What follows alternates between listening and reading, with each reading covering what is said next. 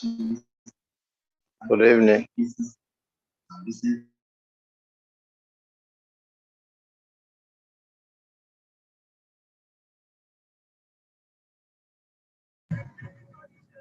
Hello, good evening.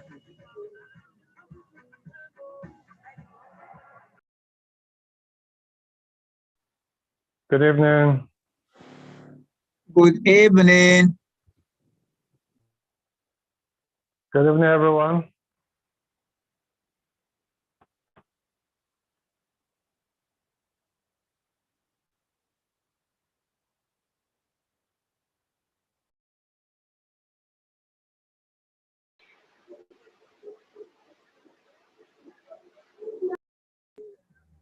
Good evening, everyone. Hello, everybody.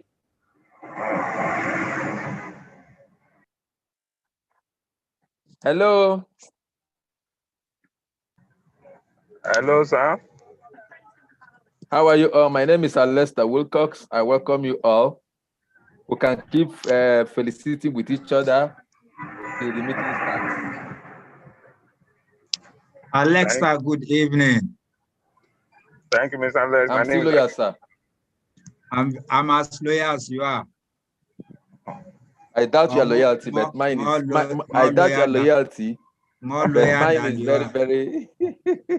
More loyal than you are, Alexa. Good evening, Alexa. How are you doing? Martin. Okay, Alexa, can you hear me? I can hear my sweetheart chairman that I'm working under.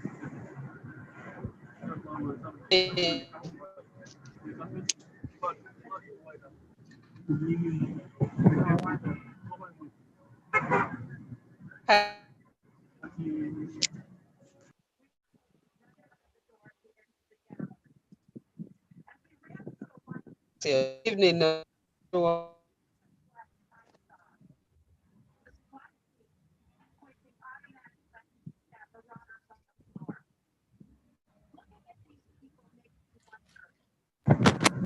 Good evening, Madam Constance.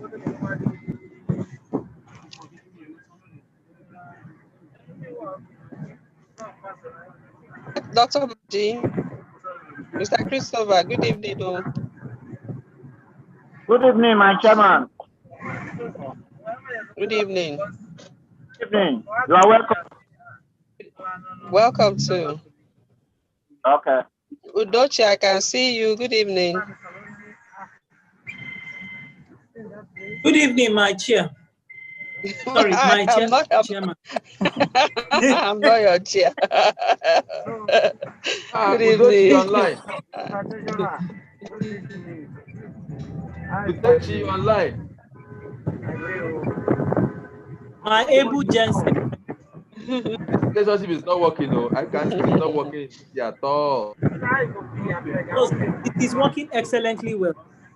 Good evening, Udochi. My name is Very unworking relationship. In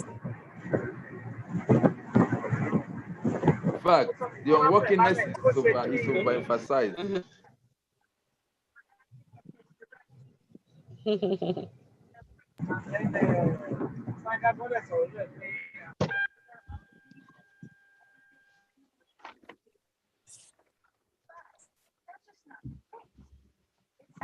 All right.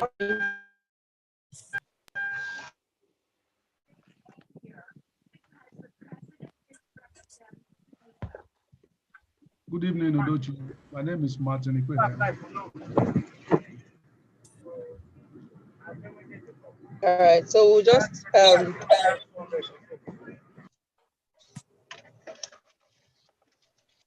in 3 minutes time, we'll now call the meeting to order and start. But do we have the paper presenter around so that in that 3 minutes we can start with technical session?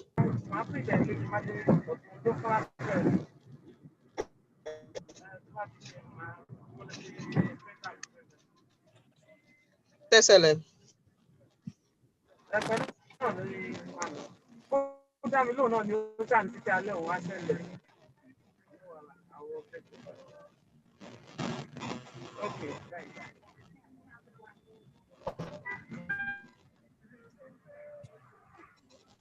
Present 2 minutes.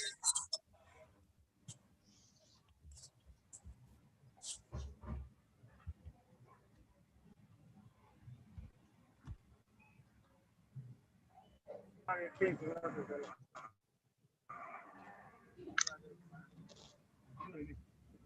can't use SLA. Let me see.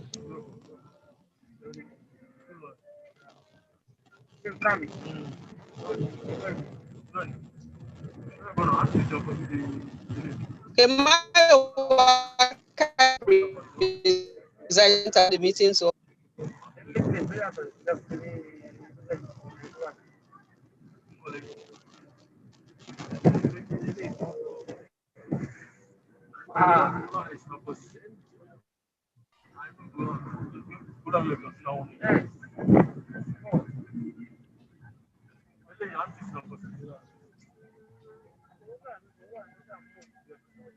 Mr. Lester.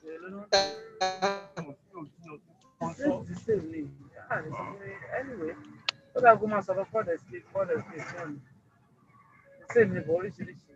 2000, so 2004, 2005.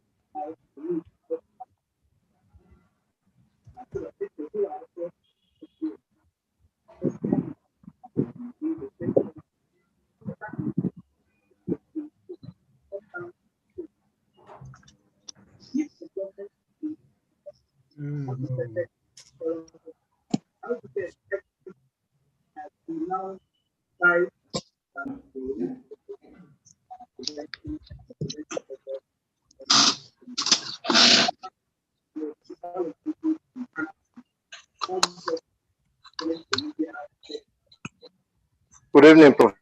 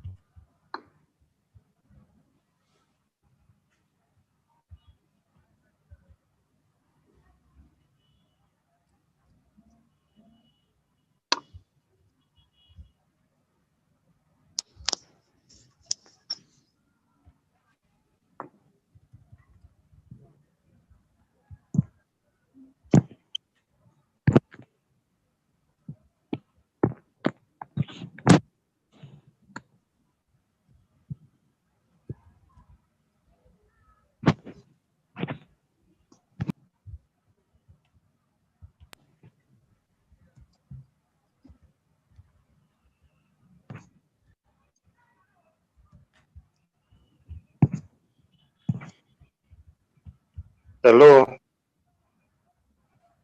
Yeah. Please, what's the problem? Can't we start the meeting? Maybe the chairman, is Mr. The vice chairman. Yes. It's like the chairman has our network has dropped off. Okay, because we want to start with the presentation. She's Perhaps on. we need to start. Eh?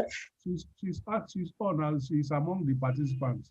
So you need to call her to find out because she has asked after whether the paper presenter is around so that we can start off the presentation. Okay. Yeah. I think we just start with that. The presenter is around. Let's start with that first.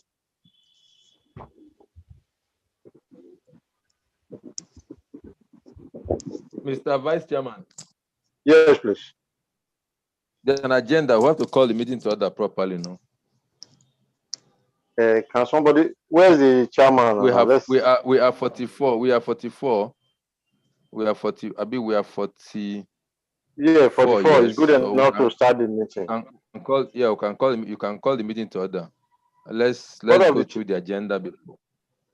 The chairman is online, but I don't know. Maybe this network might be challenging. Okay. Can you display the? Can you call the meeting to order so we can pray and start? Yeah. While we wait for the chairman, at 6:16, we hereby call the meeting to order. Can Dr. Martins pray for us? Okay, let us pray. In Jesus' name. Amen. Father, amen. We thank you for today. We thank you for the gift of life. We thank you for giving us amen. This time. We invite you to join this our meeting and direct our discussion and our thinking that there should be no quarrel amongst us. Whatever we discuss shall be positive and shall move this Lagos and this society forward. And those that are able to join, Father, take good care of them. And all of us shall meet again in the next month. All this we pray in Jesus' name. Amen. Amen. Amen. Amen. Alesta, can you display the agenda? Can we have the agenda displayed? Secretary, please display the agenda.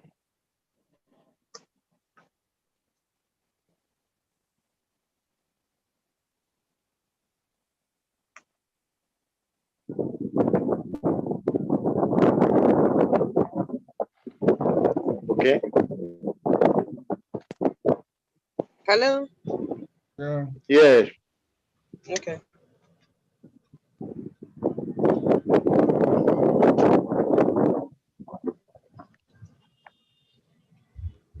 Chairman. Hello, Chairman. All right. So, Mr. John, did you start? Good evening. Were you able to start off? We have started. We are reviewing, looking at the agenda now. Can you take up? Okay. Thank you so much. Apologies, bad. Yeah, apologies, bad. Okay. Thank you so much. Apologies, bad network, and thank you for holding forth. Good evening, everyone, again, and welcome to today's session. The agenda has been projected. Do we have any observations, or do we adopt it and move on, please?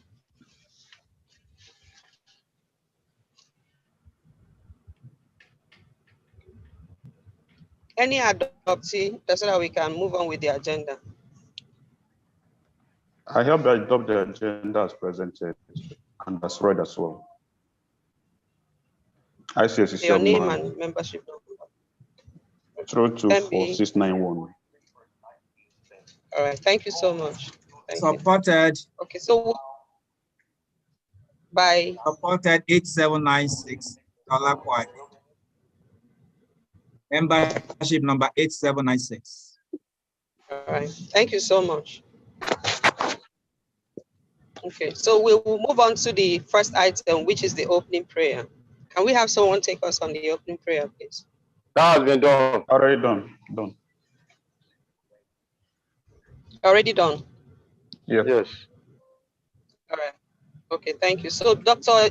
John, Mr. John, I'm giving you doctor this evening, so collect it. Maybe afterwards, go and read for it. Can you, let's introduce the speaker to us, and then we have the technical session, please. Okay. Good evening, professional colleagues. We have a distinguished guest speaker this evening. Is Mr.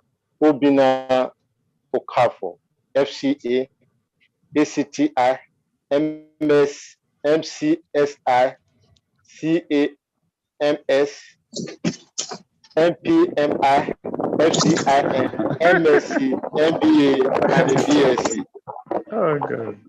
He is the managing consultant, CEO of Picos Bean Consult Limited, a firm of compliance, risk and management, audit and investigation, and financial reporting, tax and financial advisory, and strategy management consultant.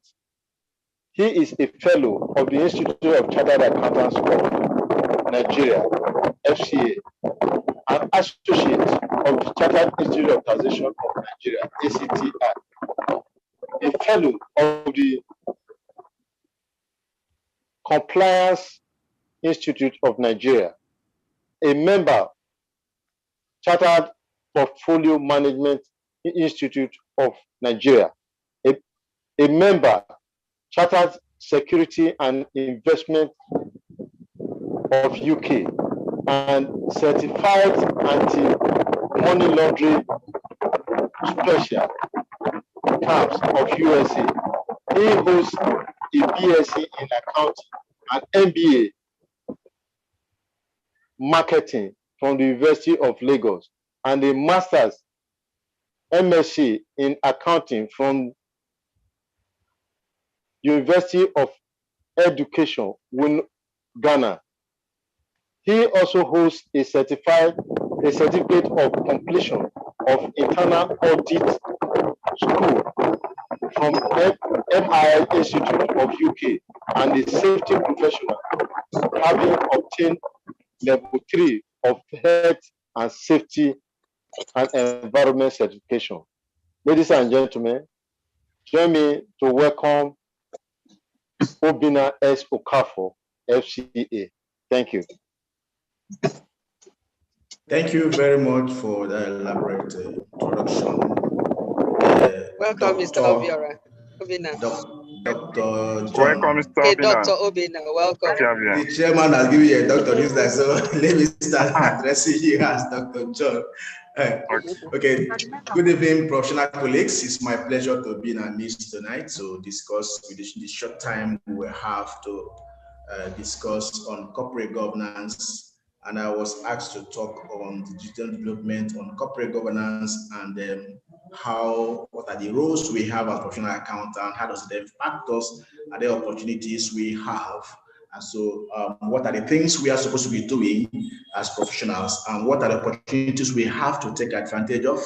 And then invariably this shows or goes to prove the relevance of our profession as a profession of repute, a profession that is so much needed and in high demand everywhere. And I think at the end of the discussion, we're not able to exhaust so much because we only have, although we have only 30 minutes, we'll touch the areas that are a bit key and then go to areas that are relevant to, too relevant to us as professionals. Once again, I want to appreciate and recognize all my bosses here. I can see Oga Alexa Ricos. I appreciate you, my Oga. I remain loyal, sir. And every other persons. Okay, so on that note, we're looking at recent developments in corporate governance and the role of professional accountants. Are you seeing the slide, please? Yes, yeah.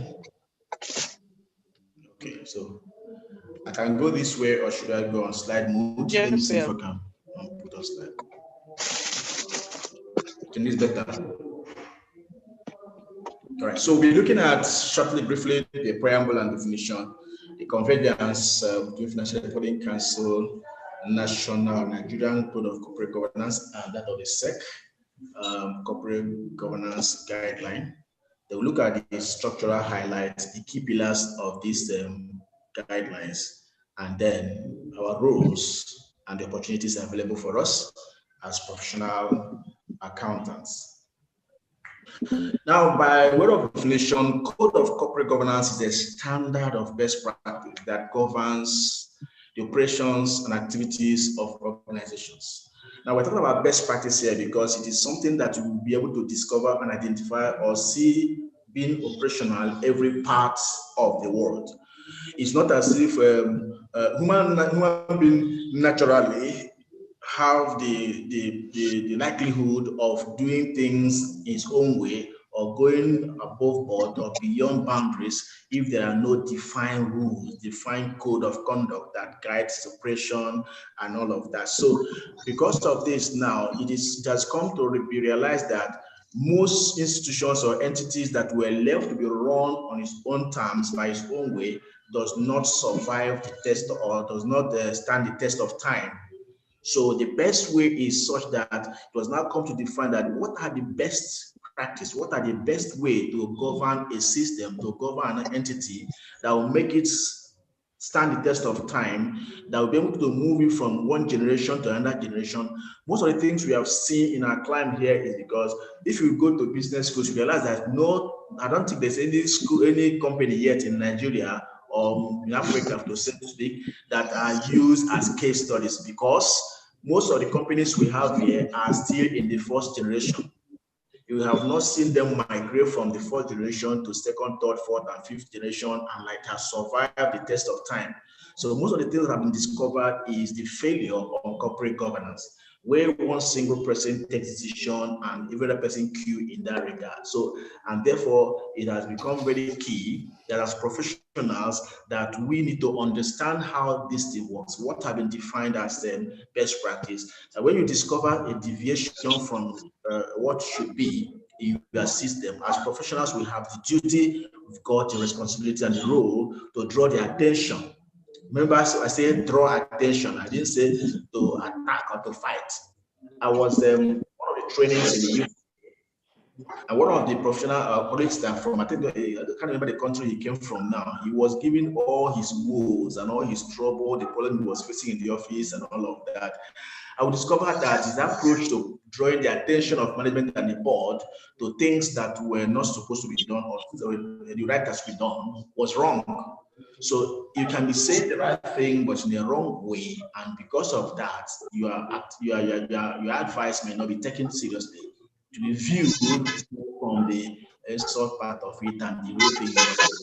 So that is what we're saying here. We are looking at what are the best practice that if you adopt this in any entity, in any organization, in any jurisdiction, in any location, it just fits in and works. So that's what we're looking at today. The Financial Reporting Council of Nigeria recently released the Nigerian Code of Corporate Governance. That was for 2028, but it was released on 15th of January 2018. Released 2019, and the Minister of Trade, then Okechukwu, signed it, and it was to be effective of January 2020. Now, the code highlighted key principles that seeks to institutionalize corporate governance, best practices in Nigerian companies. That's to say, it's not going to be based on who is there. It's going to be based on institutionalized principles that whoever comes in there will key in into the system without actually without being influenced as to who is there or who is not there. But just like if you have a strong institution, it does not matter whose box it's got.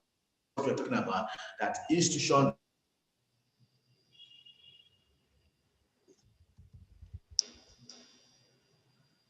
entities should institutionalize this principle. Whoever comes made on methods, but not on basic principles, not on basic standards of operation. Right. So the council or the code, which was now replace all the existing sectoral code of corporate governance in Nigeria. Now that implies that before this time we had code of corporate governance by the insurance companies, by the pension industry, by for the bank, for the telecoms, for the capital market operations, and many other sectors like that. But the advent of this corporate governance that was enacted in 2018, that took effect from 1st of January 2020, now replaced every other corporate governance code that was based on various sectors. Now, this happened because of those sectoral corporate governances were not far-reaching enough to take into so many other sectors, apart from the microcosm, which is their sector which they covered. But with the corporate governance, Nigerian Code of Corporate Governance released in 2028 and make effective 2020, it can have a far-reaching effect to all the sectors.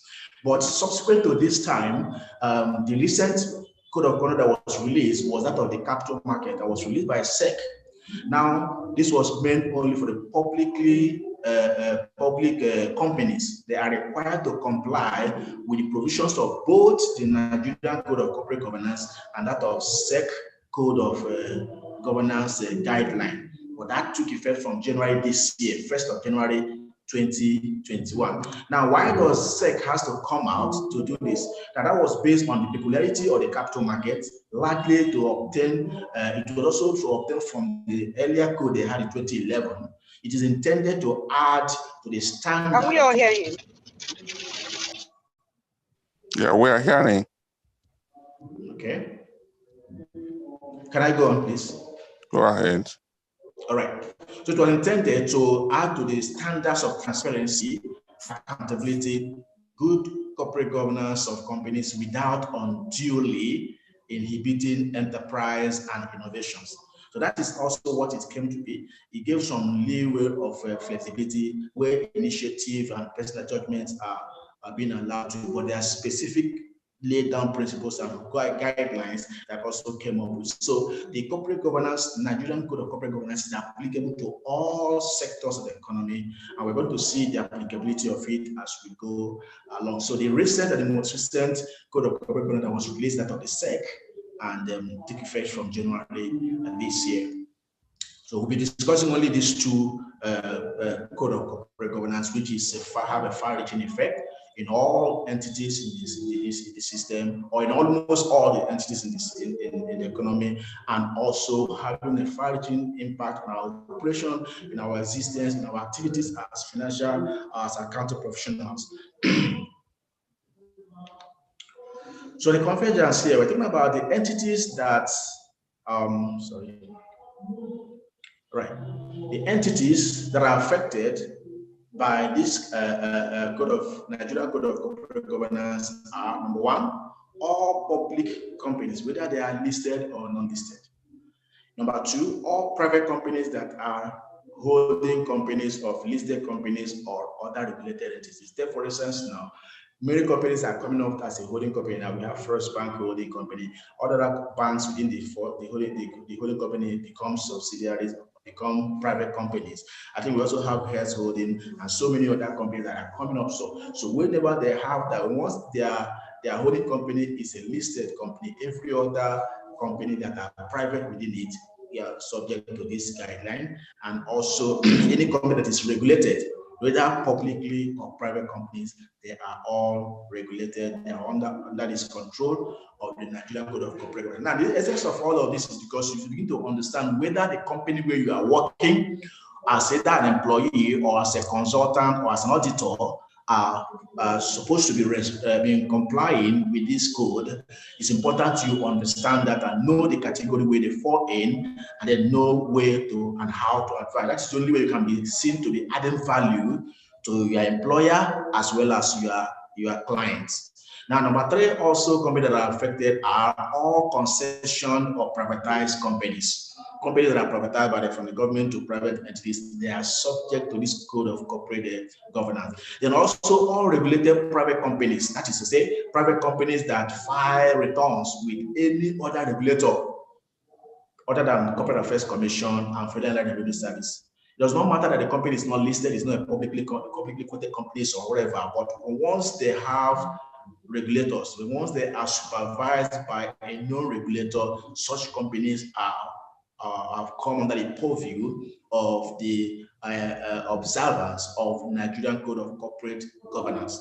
So begin to look at where the company you work as an employee, as a consultant, fall into. And that will be giving us to know whether we're having opportunities there or we are doing the right thing or the company is not doing so. That's the sense of what this discussion actually, not to just, most of us have read it, but it's not to just give us any form of knowledge which we don't have, but then to trigger off, to elicit a kind of thinking or a thought that asks us this question that where I work, are we implementing this? Are we doing the right thing? Are we supposed to be doing something different or otherwise? As professionals or consultant auditors, are we supposed to be having opportunities in these areas? That is my thinking that led this institute or district to think in this direction. Now, looking at the structures, the pillars, the key pillars, there are 6 key pillars that make up that Nigerian Code of Corporate Governance. And that is made up of about 28 principles that were structured to cover these 6 pillars.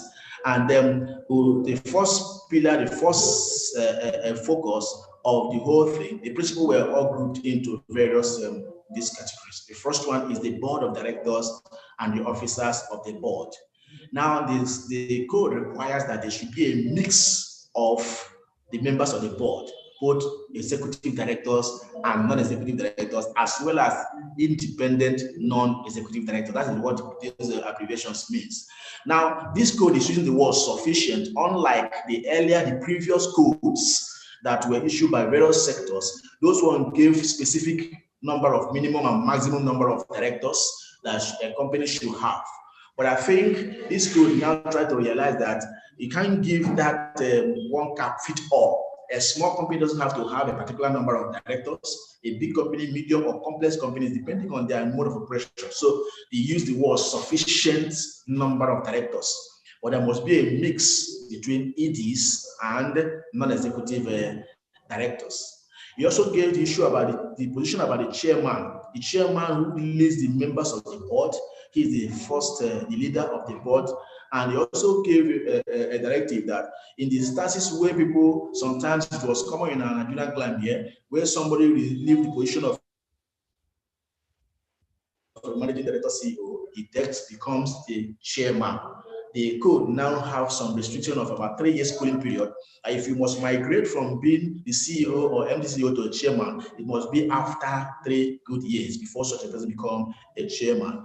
Now, also, it also requires that the board activities are run by committees. This prescribes about a minimum of 3 members per each committee, and there are some exclusions that EDs and CEOs must not be part. Like, for instance, the committee that's in charge of remuneration, the committee for nomination, the committee for audit committee, and I think the other committees again are not to, the executive directors and the CEOs must not be members of those committees. So review the committees you have in your system or your audit clients, the composition of such committees, realize that if the executive directors are members of these excluded committees, then there should be a rearrangement to ensure that the board committees are such independent and not influenced. So those nomination, the remuneration, the committee that determines the remuneration, the committee that in charge of nomination, the committee that's in charge of audits are not supposed to have these kind of directors as part of their members. Then also another officer of the committee of the board is the company secretary. We know the company secretary sometimes in the shareholders, what they call him the owner of the board. He is, or he or she, or the entity, the company. Some companies use individuals, some companies use a consultant as that.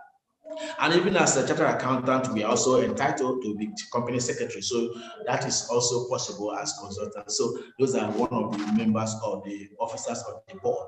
Then the code requires that there should be annual and independent assessment and evaluation of the board by an external.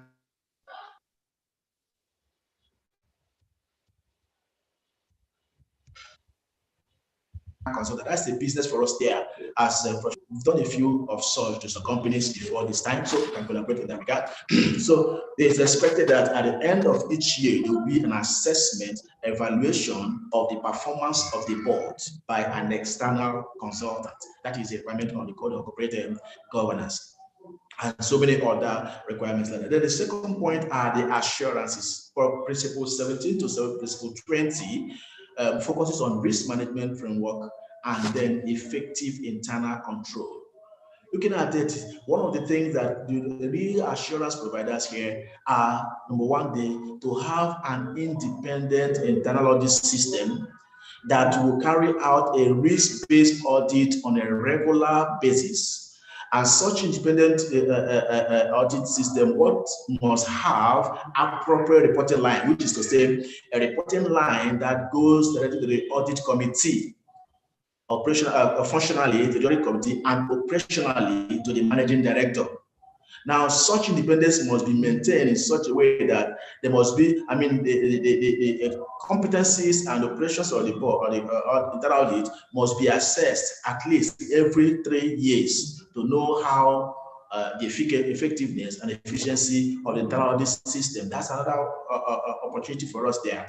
So we realize that as internal audit, they should be auditing the auditor arrangement. The code requires that will happen so that the internal audit system will not become too familiar with the system that it will now gloss over many things. So also going further to ensure the independence of the internal audit system, the appointment and removal of the internal auditor is done by the board at the recommendation of the audit committee.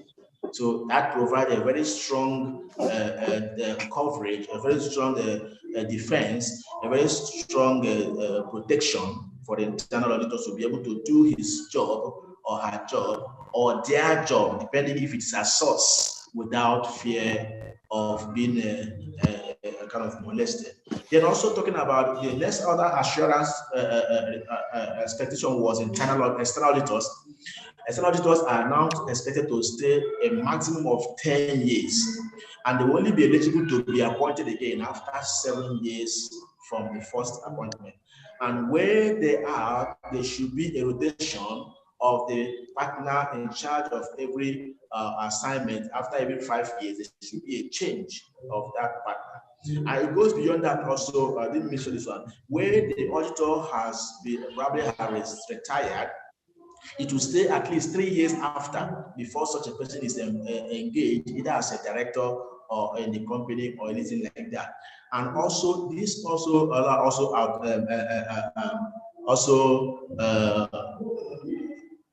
cancel out the likelihood or possibility of engaging an audit personnel into your financial reporting function until after 3 years. Meaning that auditors the audit personnel cannot just be employed. There are some people that when they come to a system to audit a system and then they see that the auditor, the audit staff is very good, they now offer him employment. The code does not allow that again. It has to be about 3 years after before such a person who has been working in the audit client should be employed as a staff in the financial reporting section. Then also another area of our assurance is the risk management, the enterprise risk management. A minimum of annual assessment is expected to ensure that there's an assessment on a regular basis to know how well the risk of the institute or system or the entity is being managed.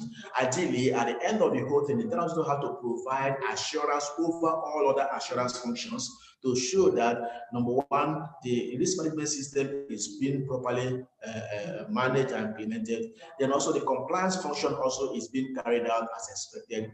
The code requires that all relevant laws are expected to be complied with. Then on the code also, as part of our assurance, also provided for whistleblowing mechanism. And one of the things is that to be a policy in place that allow for the operation and functional existence of a whistleblowing system, whereby people can report violations, report deviations, report outliers from the laid down principles of good Code of Corporate Governance, report any form of ethical abuses and deviations. And the code requires that such person, such whistleblower must be properly protected and must not be victimized. That is one of the key assurance section that provided in the code. The next one talks about the relationship with stakeholders or shareholders. Principle 1 to 23 talks about that. It encourages the company, the board, to have effective and regular dialogue with stakeholders, at least at the AGM. It's not going to, shouldn't be such that people do Google. There are so many things that happen at the AGM. They realize that sometimes some companies hide up doing this or just carry out by a few shareholders, outspoken shareholders associations, and no, that is not expected. It should be a proper dialogue communication so that they have a feedback and communicate to the shareholders and other stakeholders in the system. There should be no preferential treatment based on shareholding. There requires that even minority shareholders are protected, because somebody is an institutional investor or shareholder, or it does not matter the number of shares holding he or she has or institution holds, there should not be preferential treatment. That's what the code says. And besides that, there should be properly communicated the shareholding structure to all shareholders. Nobody should be in dark as to who owns what. The key shareholders should be known and the minority shareholders should be known. So everybody should be properly informed. All shareholders should be properly informed. Then beside that also we have the UBO. Now it is the code also requires that every ultimate and above shareholding should be properly disclosed. Anybody holding 5% and above shares in the properly disclosed. That is what the code also requires. I don't know if I'm having some questions. Okay, no question here. Okay, all right. Now, the next one also talked about the business conduct and ethics. It's part of our code, our motto as professionals, integrity, all of that. So the code requires that there should be right tone from the top on ethical matters. The board, the management must live by example. And there will be well-defined policies and procedures to monitor ethical abuses and violations and to report same. Such ethical abuses like insider trading, like corruption and bribery, like any form of any of such thing that amount to abuses should be properly reported and appropriate action should be taken. Where it is also required to be reported to external regulator, that should also be done. Another also pillar that the code mentioned or covered is the sustainability code. Now the code requires that the organization, the board, should put policies, formulate policies around sustainability issues like environmental issues. Environmental issues, looking at your area of operation, environment where the entity operates. Are there natural disasters? Are there things that could impair the operation of the company? So policies around how to survive such should be in place. There's social issues, political issues, talking about occupational issues, talking about community health and safety issues, like what we are facing now, the pandemic. Organizations should be able to have policies that will put in place that will overcome some of those things. That what are the best approach, what are the things that should be done to be able to take care of this situation. So sustainability policies around environmental issues, around social issues, around political, around occupational hazards, around community health and safety issues should be put in place so that no one is taken unawares. Like what is just happening now about the cryptocurrency operators is like having not taken into consideration the sustainability issues, looking at the social and political issues. And that is why you realize that at least for the immediate, there's a shock in the operations and such things should. So a proper risk assessment should be put in place to ensure that provisions and place in that regard. Before I forget, on the other aspect of the ERM on the assurance, the company is expected to define proper risk appetite as is. This one is transparency.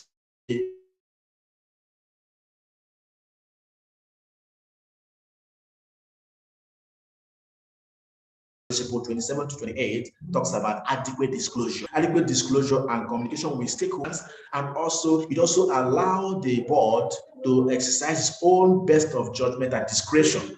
That even though situations like this is not mandatory by the code, but the board can say of their own volition that is important, we disclose some of these things in the spirit of transparency. So those are things that the code listed out.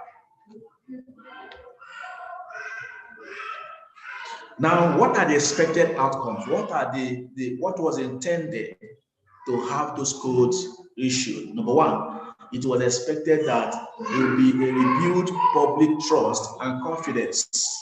To a large extent, people have given up that the operation and management of companies are just where they like it. But the code expects that company public trust is rebuilt over time based on this code. Next, to facilitate trade and investment. When people get to understand that, yes, this company is properly run, is being run in an ethical, in a best practice, in a way that can be considered to be of best practice, to facilitate more trade and also investment in that. Apart from that, also, it is expected to drive business sustainability. I've just mentioned to us those principles, policies or principle of 2738 that require that such policies should be built around it. And apart from that, also, it is aimed at enhancing business integrity.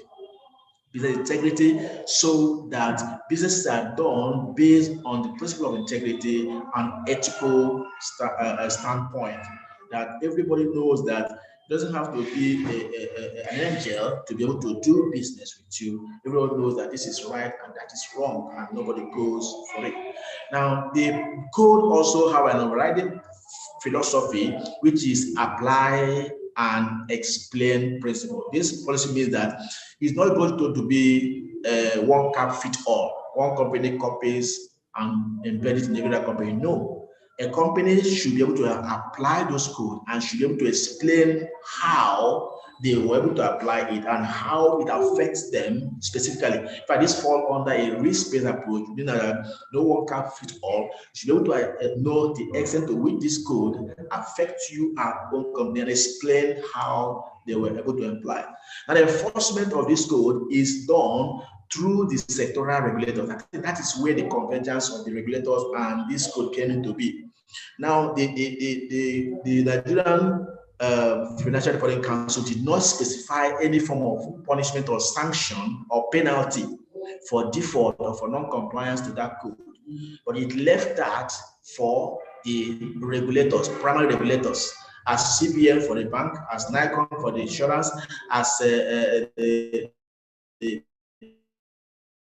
other telecoms and other regulators, that to sanction whoever fails to comply with this regulation. And apart from that, also the enforcement also once in a while could be done is monitored by Nigerian Financial Reporting Council. They can require a request that when they discover a deviation, they can carry out an inquest into finding out what has been done and why it is done, and monitor from time to time. So they collaborate with the primary regulator of the particular sector to ensure the enforcement of this code of corporate governance. Now, a brief insight into the SEC, Secretary Exchange Commission's corporate governance guidelines. As I said before, this guideline also is structured along the principles of the Nigerian Code of Corporate Governance 2018, but this takes effect from 2021 January. And the argument they put up is because of the peculiarity of the capital market. So for this one now, unlike what the NCCG code said, that one used the word sufficiency, that you should look at the sufficient number of directors that you have. But the code of corporate governance of the SEC defined a minimum of 5 members of the board. And also it also specified that no more than 2 members of a family should be on the board. And also cross membership of board of 2 or more companies should be discouraged. That's to say, moving from one company, a company that are related, this one you exchange over should be discouraged that. Then every committee member should receive board papers on 1 week prior to the meeting. That is what guideline 3 says. And the next one also, the minimum of 1 non-executive director, independent non-executive director by every public entity should be implemented. Now, that means that you can have more. Previous codes for the various sectors define 1 code, except for bank that requires that the bank should have 2 independent non-executive directors. But this is defined that minimum of 1 non-executive directors. But even the Code of Corporate Governance recommended that the possibility of having almost all the non-executive directors to be independent non-executive directors. This is new and strange to us because you realize that most times, most non-executive directors represent various interests. So when you now make all of them independent non-executive directors, then the objective of having a director representing an interest is somehow, that's why it is always difficult for implementation. But though the code recommended that they should have almost, or if it's possible, have at least a minimum of 1 is what is there. Then also beside that, we have a guideline for nomination and governance committee on appraisal of a subsidiary company. That the guidelines specify how subsidiary companies should be appraised on terms of nominations and also the governance. Then guideline 6 talked about audit committee, that audit committee in the operation may obtain external professional services where necessary. So the SEC rule gave this right to the audit committees, and that's the business opportunity for us there. Then the next one also is that guideline 7 say that the managing director, the executive directors, and also the head of internal audits units must be in attendance at the meeting of the risk management committee. The board has a risk management committee. There are several committees that the board can have. We have the ethical committee, you have depending on the, at least minimum of 5, you have the finance and investment committee, you have the governance committee, you have the audit committee, you have this. Most companies combine their risk management and audit committee together. Most times they feel they are all together. So in the head of internal audits, the MD CEO and the executive directors are to be in attendance at the meeting of risk management committees. I think this is very, very key because whatever is discussed in there is likely to be something that affects them and have a first-hand information on how to implement or remedy whatever be the risk observed in there. And also talking about shareholders to be provided with appropriate information about potential to the board. This is not a situation whereby when the shareholders come and now realize a new person is on board. No, there should be proper information circulated about who is the next member of the board. The detail about the person who is to come to the board should be circulated properly to the shareholders before. That's why they will be able to make an informed decision or have a proper information about who is to be a board member in their companies. Then the guideline number 9 talks about the chairman to evaluate. This is appraisal to ensure that the appraisal and the evaluation of the CEO is done by the board, by the chairman of the board. Why the chairman does that of the executive, that is just that's normal, and that should be so to ensure that somebody above take that assessment. Then also, we should be a well-defined remuneration policy for executives, possibly in conjunction with external advisors and approved by the board.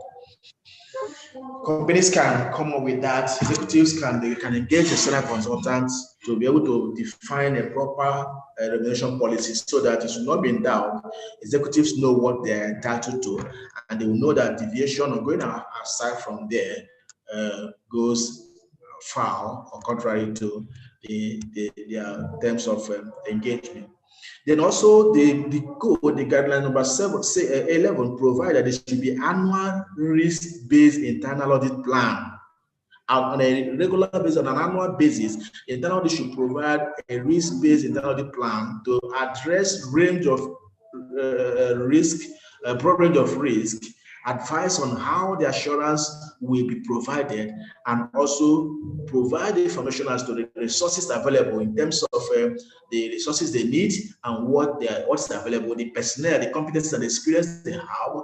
How do you intend to carry out the assurance? Because in the midst of all other forms of assurances, the internal auditor has to provide overall assurance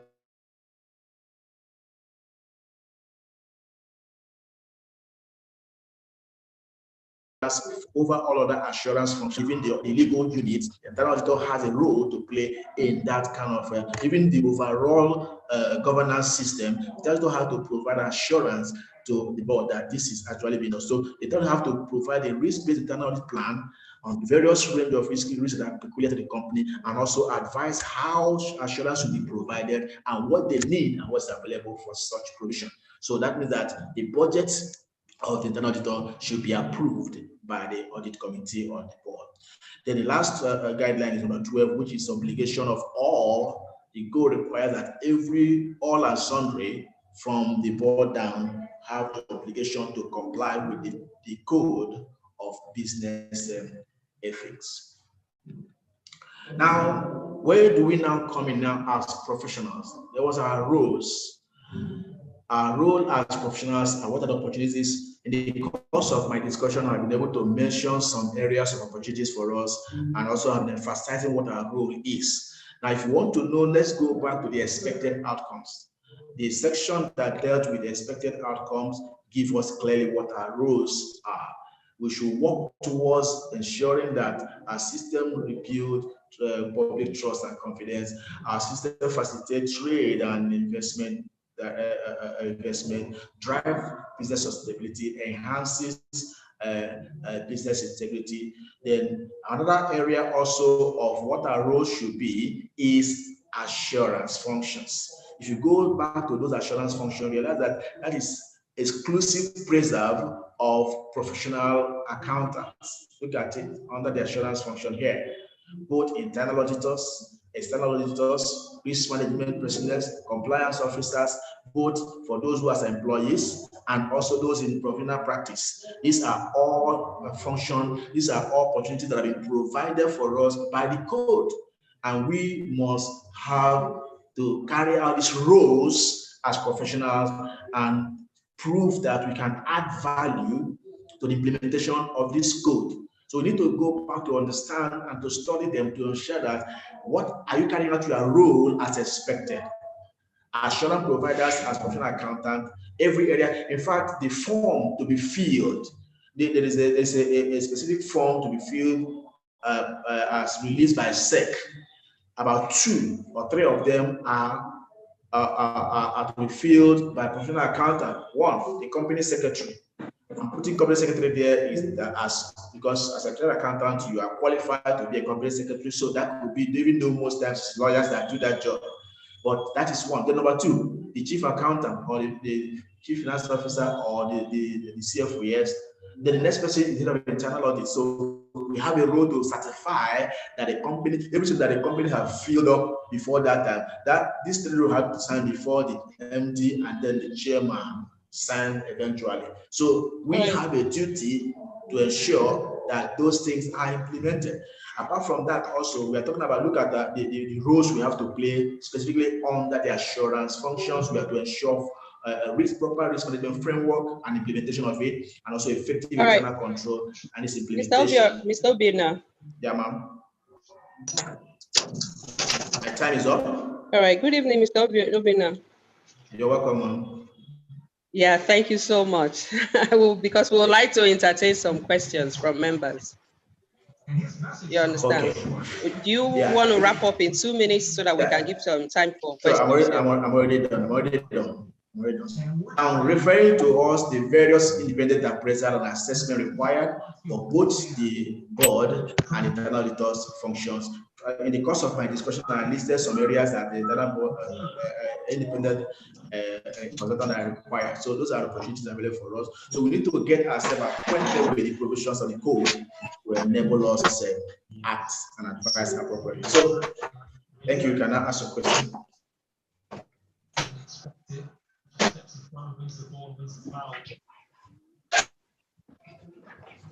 Okay, thank you very much. I'm available for We'd like questions. to take on questions. Do we have? Yes. Yes. Can you see? Good evening, Chairman. Thank you. Good evening. Okay. I'm Akimbo Akishala 034643.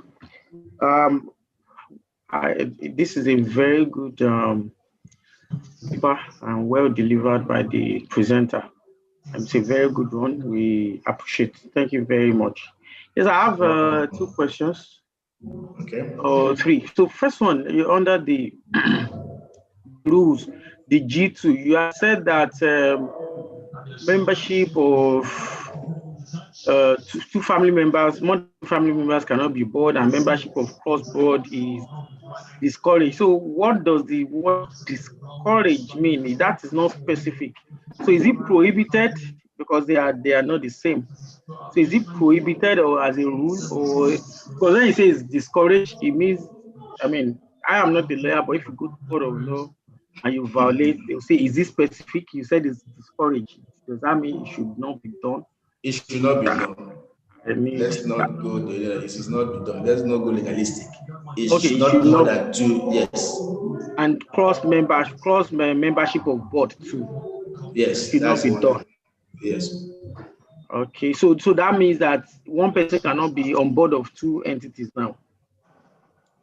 Yes, that are related. Okay. Okay, so okay, I think that's sorted. Then so I want to ask, yes, this is coming out, new Kama is coming out, new Finance Act is coming out. So is there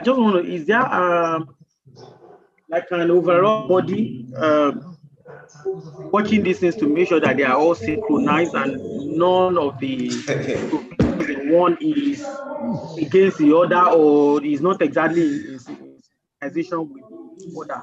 Now, if it is possible that one of the laws indicates that if it's possible that one of the laws or provision in one of the acts conflicts with the other, which should supersede. Or also, just asking again, if there are specific rules by a regulator and these rules, which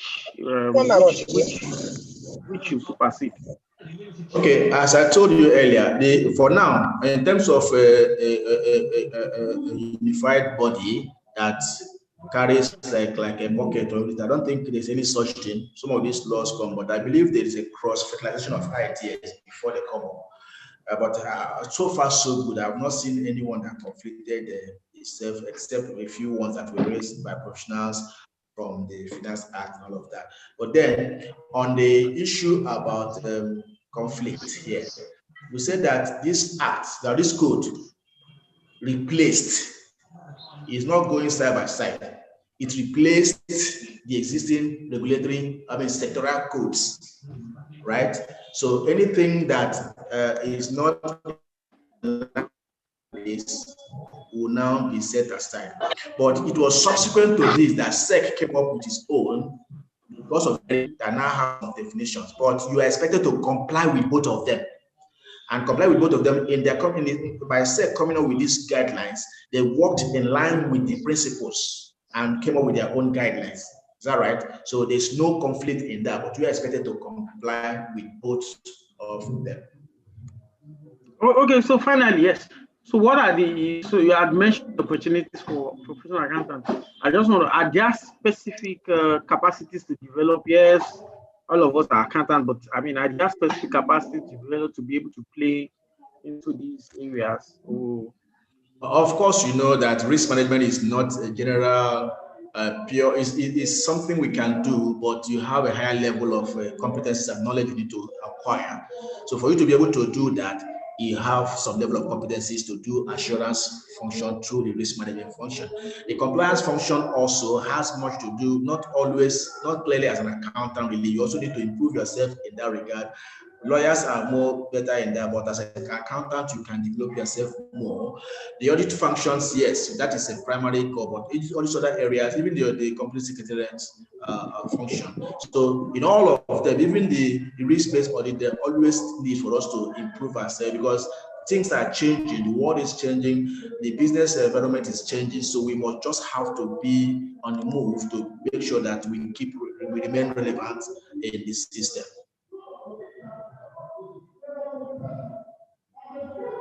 All right, thank you very much, Obinna.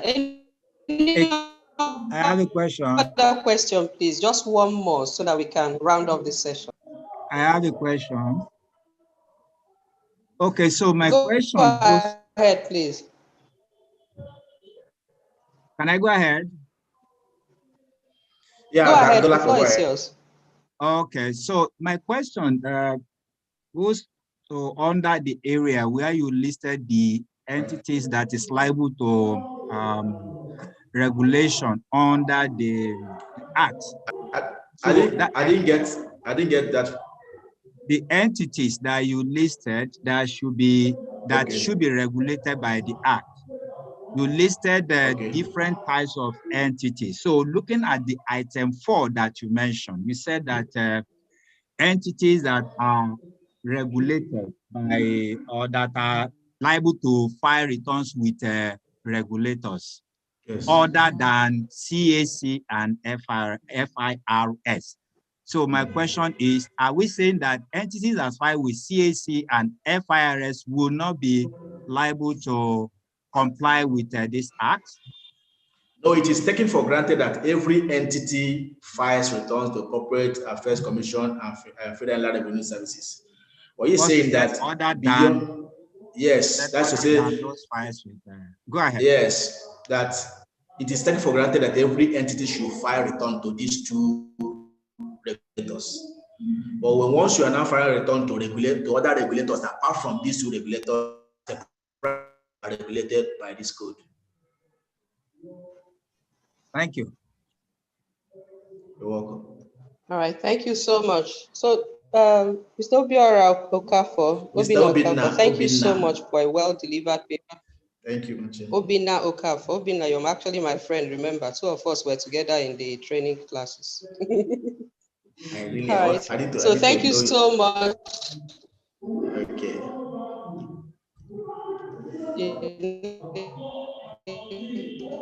No. Send me Constance Mokejobi. All right, thank you for this I would like to see your face. paper. We appreciate your time. It's out. It's okay. Thank you for this well-delivered paper, and thank you for coming on such a short notice. We appreciate you, and we hope that when we call you next time, you'll come around. This is just happening within our meeting time, and that's why we can't take so much time. But we'll call you up some other time to give us more insight. All right. You're welcome. Thank you. It's my pleasure. Thank you, professional colleagues. So much. And God bless you all. Yeah. All right. Thank you. Thank you. All right. Thank you. All right. So the General Secretary, can you pop up the agenda, please?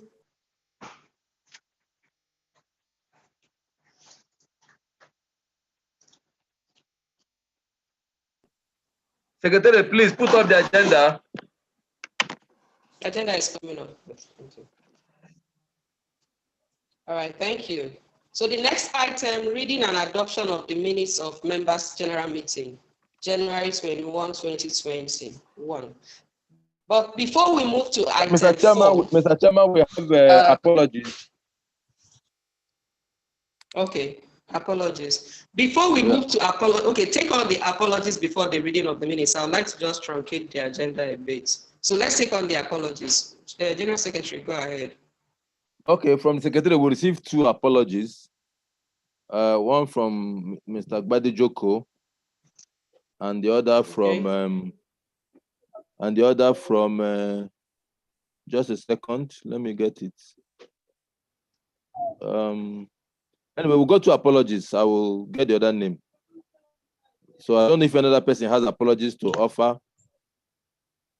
Badejo Kobumi and Cletus Okoro sent in apologies for the inability to be absent from the meeting. Thank you. All right. Thank you so much. So before we do the reading and adoption of minutes of meeting, I'd just like us to truncate this a bit. Our member, Mr. Pius James FCA, the Chief Financial Officer of Coastland Energy Logistics Limited, passed away on Saturday, 23rd January 2021. He had been a valued member of this district and will greatly miss him. From the district secretariat, some actions have been taken.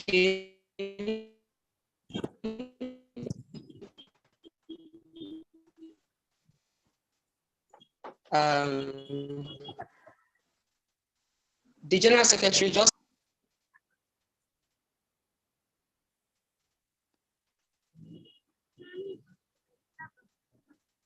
Mr. Lester, please.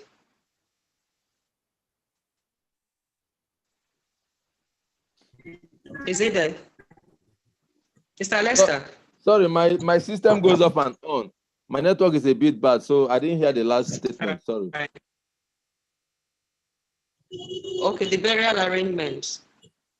Oh, okay. For Thank our you. member, Mr. Pius James FC. Okay, thank you. Thank you very much, Madam Chairman. Further to the information you've already released to the House, the burial for our late brother is coming up on Saturday, the 13th of February at the Ikoyi Cemetery. We have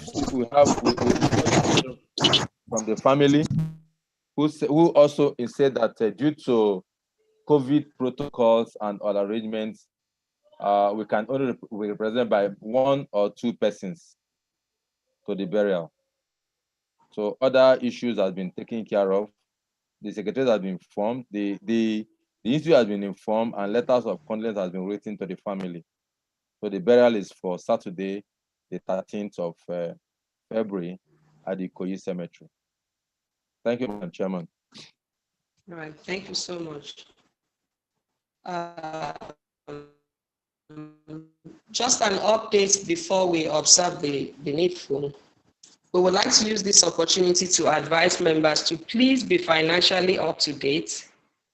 From the Secretariat, I know the struggle that has been passed through checking that we make sure that our member gets his due about a 2-point-something million or something.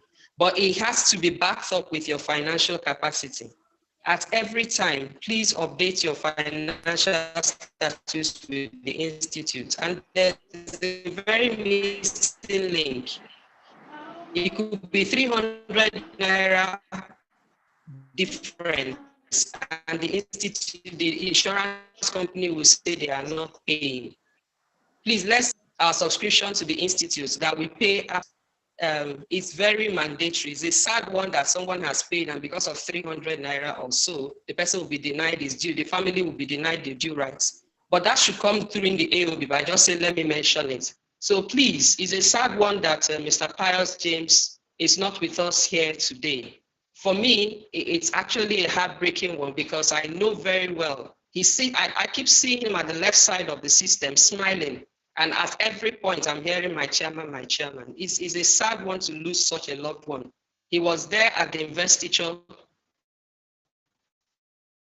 He's been very supportive of everything that we've been doing over time.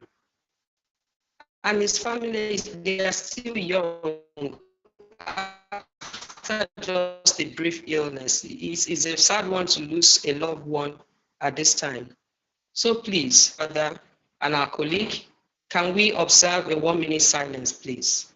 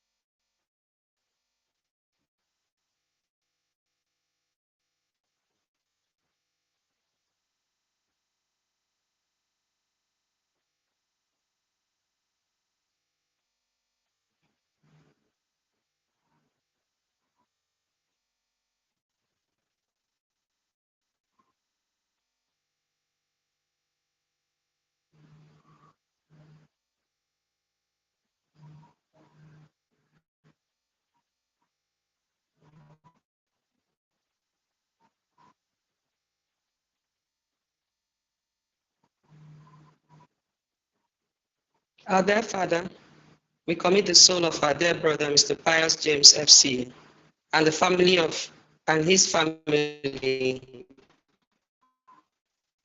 and our dear district at this time of mourning. Rest in peace, through Christ our Lord. Amen. Amen. Thank you so much.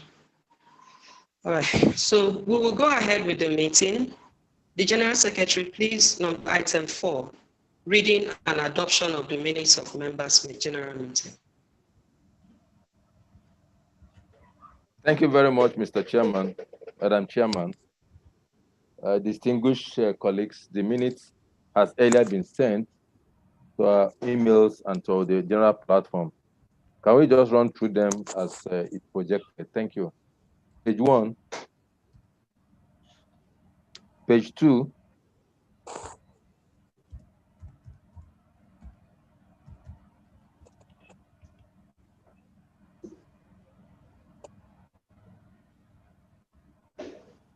page 3,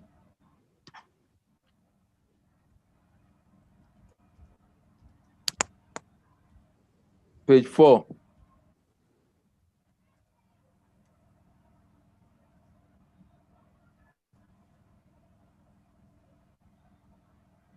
page 5,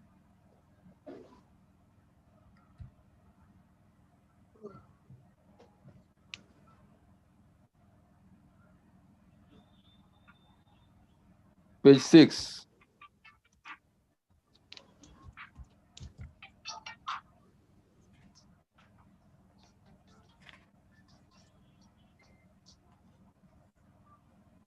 page 7,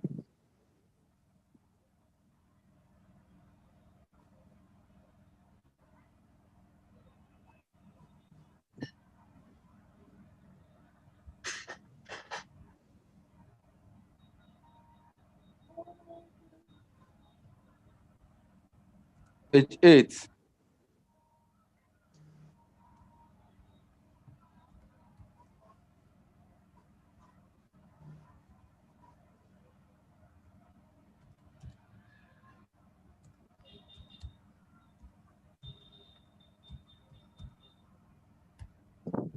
page 9,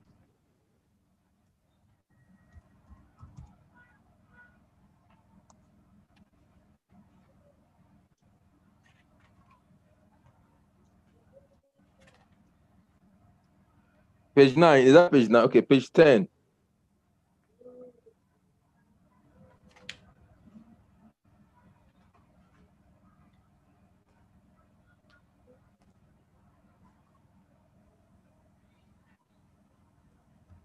Page 11 and the last page.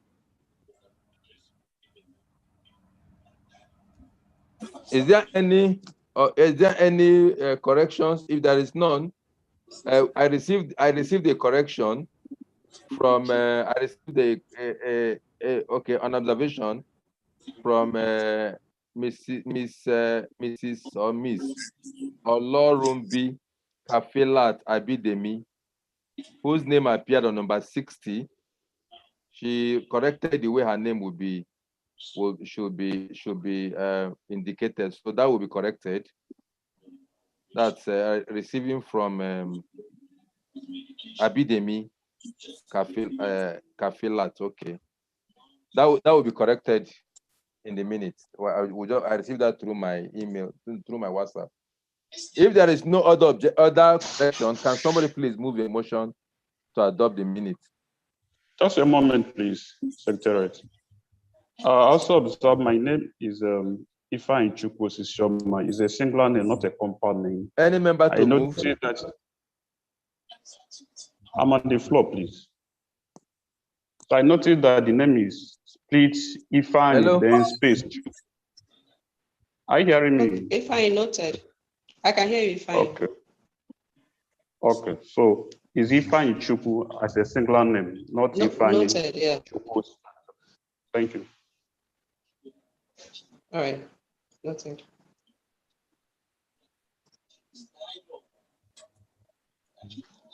Okay, go ahead, Jensen.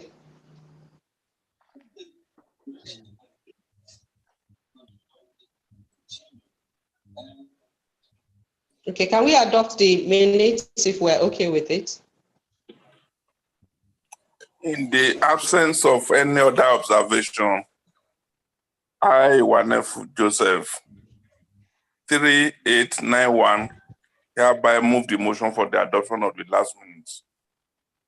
Thank you. Any seconder, please?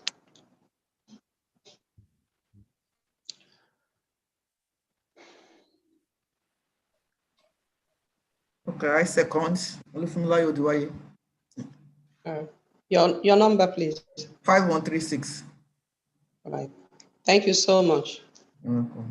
And thank you, General Secretary, for putting this together as well. And thank you for the Secretariat. The next item on the agenda.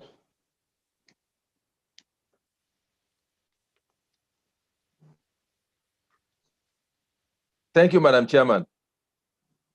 You're welcome. All right. Okay, so the next item, matters arising from the minutes. Can we call up the matters arising, or are they part of the agenda at the moment?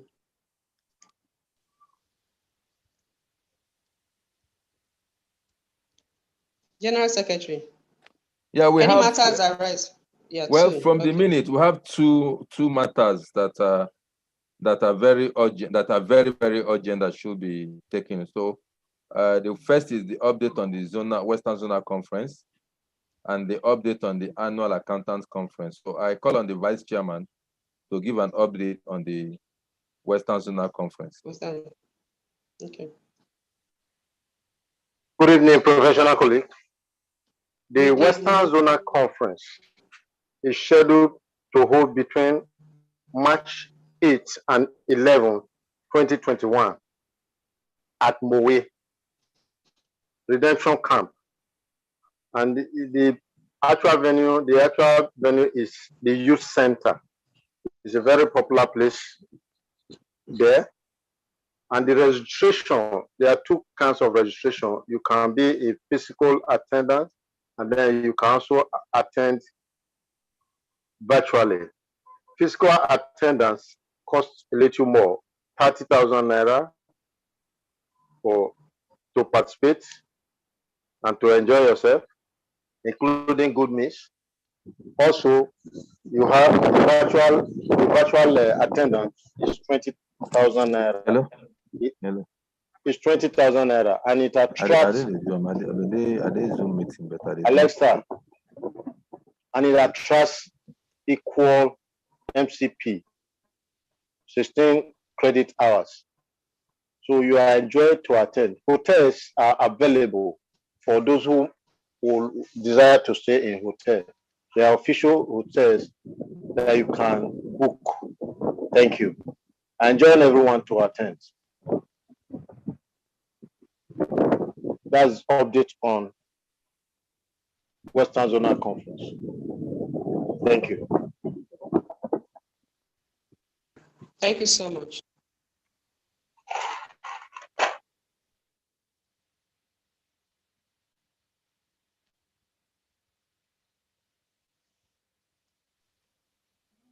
Madam Chairman, are you there? Okay, it seems that the chairman is off. So thank you very much, Mr. Vice Chairman. The important thing is that the zonal conferences are very key because there are 16 credit points for any attendee, even if you attend virtually. And it's also important that we from the district will attend because seats are rated by the number of persons that attend such conferences. And whatever proceed whatever surplus that comes out of such conference is shared among the district within the zone. So let us populate the area. It's just Mowe here. You might not want to sleep. You might want to go, come back.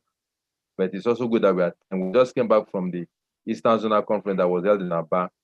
It was very, very grand, and they all showed up. So I enjoy members of the district to attend. Thank you very much.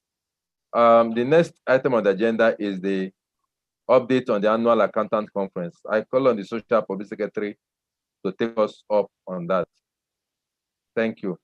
In her absence, if she's not, she spoke to me a while ago, Thank you, my GenSec. Okay, you are back. Okay, thank you very much. Can you please take us on the annual accountant conference? Yeah, thank you. So I'm going to allow the secretary to the Events and Planning Committee in person of Akibumi Akinshola to give us updates on that. Thank you. Over to you, Akinshola. Okay, good evening, everyone. So update on the annual accountant conference. It's holding between April 5 and 9. We enjoin everyone to be there. A WhatsApp group has been created for those who want to participate to join. And anyone who wants to participate can just send a message to the WhatsApp group, reach out to the publicity secretary or the secretariat so that we join. It is imperative that we join on time so that we can start our planning. As a reminder, of course, we are the Premier District, and there are 3 activities in the new area where we should be moving ahead, where we hope to actually claim one of the awards. As a reminder, these are the contingents, that's the number of participants. So we need to work hard on our drive of how many members attend, the performance, the performance itself, which is the song or the drama or the anything, or the attire. These are the areas we can actually place the award. And for us to achieve any of this, like we've seen in the past, all hands must be on deck, and our preparation has to be early to be able to achieve this. Of course, it's the Golden Jubilee annual accountant conference is going to be memorable, and credit hours is also attached to it, 18 credit hours. And it's also an opportunity to connect and mingle with others. So we enjoin all of us to plan and prepare to attend the annual accountant conference so that the district is well represented. We look forward to breaking records, where the district, to the best of my knowledge, would come up with one of the associated awards. We are capable, I know. We are doing giant right area, and I believe we can also make a difference in this area. Thank you very much. That's the update for the annual accountant conference. Thank you, the Social Publicity Secretary, for this opportunity. Thank you, Secretary.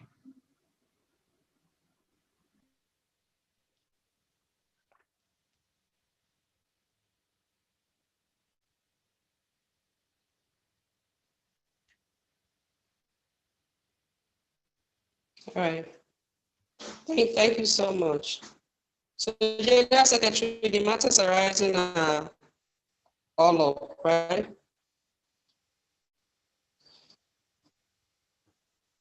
Okay. So we'll take the next item, which is update on ICANN LPS building project. We had some discussions last week, and there were action items. So, Dr. Christopher, I'll give you a doctor whether you know. In committee. Good evening, ma'am. Yes. Hello, my chairman. Can you hear me? Hello, yes, chairman. we can hear you. We can hear you. Go ahead. All right. Good evening, my chairman and professional colleagues.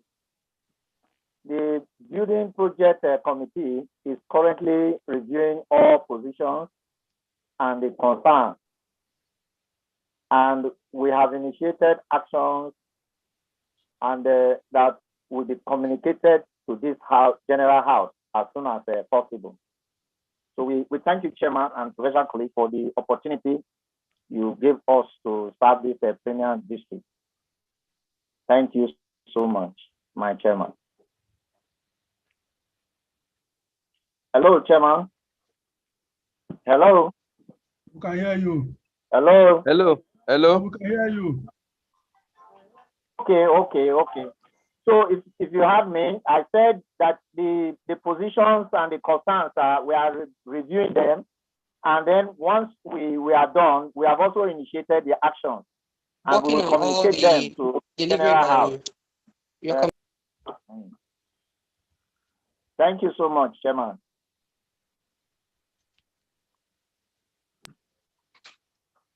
All right.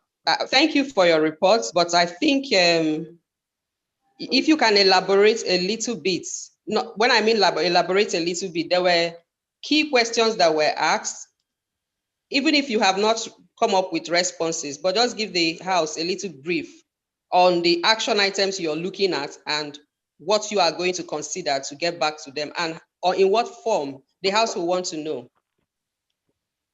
Just do a little bit of more detail to your report. And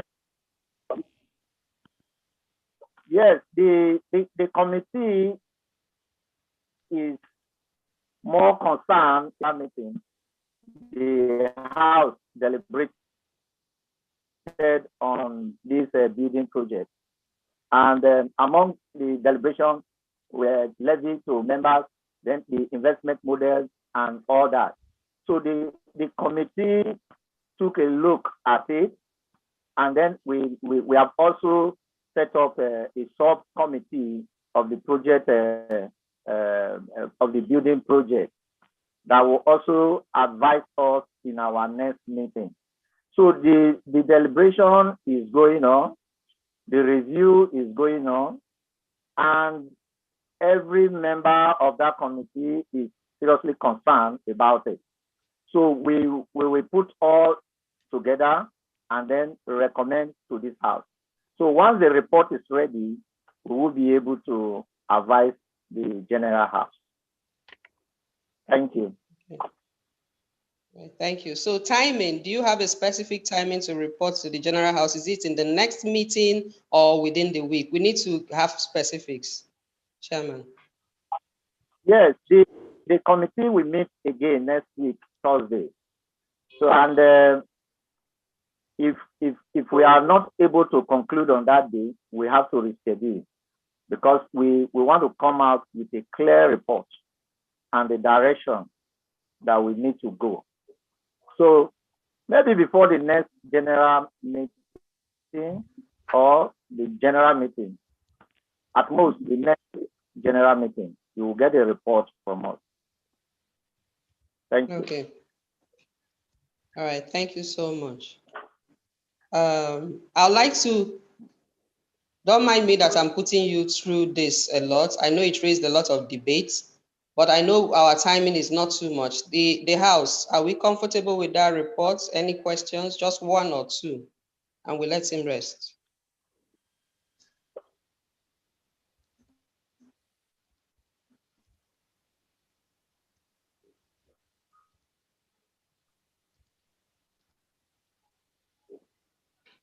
Is there any hand up?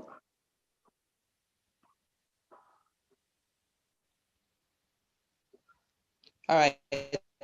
Thank you so much. So, Mr. Chairman, I think you have a very good committee and you have strong men with you in the committee. I know when you're going to deliver your reports, you'll communicate the names of your committee members, showing the strength and the worth of the professionals that you're working with, to come up with a good approach that will be suitable for all.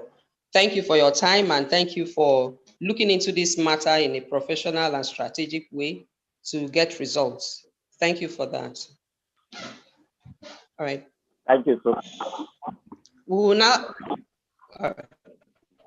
Thank you, sir. Thank you.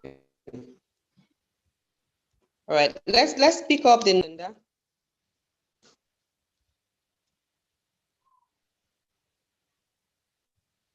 Any other business? Okay. So we are now at any other business.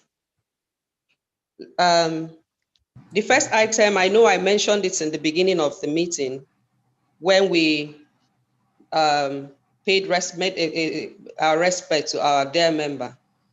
At the Eastern Zonal Conference. Oh, yes. It's not any other business. Okay, report from body. Yes. at the Eastern Zonal Conference. General Secretary, are you ready? Report from the Eastern Zonal Conference. At the Eastern Zonal Conference, I know that a key matter was discussed, which is the benevolence fund. That's the fund that is available to deceased members' families.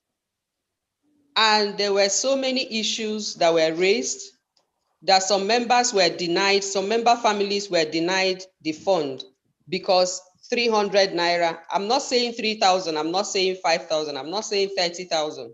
300 naira was due them, not being paid, which is a fraction that you could just, you might have overlooked. Maybe you think you're owing 15,000, but unfortunately, because of there were debates, there be a waiver and all of that. So since it has not been resolved, I will appeal to all of us to please, anytime you're making subscription to the Institute, check again that your account is clear. We all have our profiles. Go into your financial status, make sure that your account is all cleared out to the last amount so that your name will be in the finance. You never can tell. I'm not wishing anyone anything, but death is inevitable. Pius is our friend, and we all wish that his family gets what is due him. So it can happen to anybody, but let's just be prepared at every time. I have a very simple principle which I play at every workplace. Every Friday, I clear out my drawer, expect the best to happen. This world is not our home. Wherever you are, clean out, get into your profile, make sure to the last zero that your money is paid out. Please, just to help ourselves. The good news is that the Institute has now introduced HMO, which will take care of us while we are alive. But at least the one that was there before, if you have contributed towards it, it is the right of your family to get that fund. So please clear out. And it even will affect you in terms of elections, voting, in terms of even your license renewals, several things. That's what it will affect. So please always make sure you check your account to the last zero and clear it out. The General Secretary, do you have your report now from the Eastern Zonal Conference? Well, thank you, Mr. Chairman. That's exactly what I wanted to reemphasize, which you have done. The next, the HMO, okay, and then the next one again being the fact that districts are going to be rated differently. That was rectified at the Eastern Zonal Conference differently, other than the criteria used earlier to analyze to grade districts. We at Lagos, ICANN Lagos and District Society has been on grade 1, grade A, based on our size and our year of establishment. But all that will change from going from March this year, because there are new criteria that are going to be used to judge districts. So that also will affect your subvention at the end of the day. A training program will come up before the end. Well, we're hoping that before the end of this month, although we've not had, that was the meeting tentatively, ensure that before the end of this month, a training program will come up for which, not just for the ESCO, at least 5 persons, ESCO and members who are IT savvy, so that because the parameters are a bit technical in terms of computation, so that persons will be trained to understand the parameters to be used in assessing this society. So apparently the Institute is paying far greater attention now to this societies. That is why right now, if you're not a member of any district, sorry is your name. You can't get anything out of the Institute. So they are now, and so they are placing a lot of burden activities on the districts. So every district will be up and doing now. Right now, it's not just holding, having an election and being elected into the ESCO of a district. You are required to perform your role, because there's going to be assessment of even ESCO members within the district. So it is no longer business as usual. The institute is serious, and so we also have to keep up. I think that's the only way that we can make our institute stronger. There are so many challenges coming from outside. The other professional bodies, a lot of gang ups. So ICANN is also bracing up to also make sure that their members are up to date. So membership, quality of membership is now a very serious issue to the institute. And so this is taken up at the district level. So please, like the chairman has said, please, I'm listening. Please, your subscription both at the district level and at the institute level is very, very key. So please, let's clear it up. Time has passed when we say nothing the institute is doing for us. A lot is being done for people. A lot. As a matter of fact, they are also designing new set of cards, membership cards. This one will be like an ATM, and expanding the horizon for discount shops, airlines, hotels. That is being worked on, and before the end, I think before the middle of next month, those will be rolled out, and it's only for active and upright members that will get such benefits. While it's a slow start, at least it's better than nothing. We are moving from point A, we are going to point D. At least we move from A to B to C before we get to D. So these are some of the highlights. The next meeting will be at Mowe, where some other items will be, where some other decisions and other items will be rectified. Thank you very much, Madam Chairman.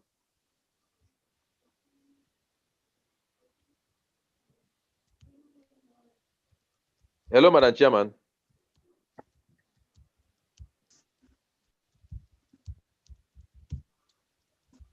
Hello.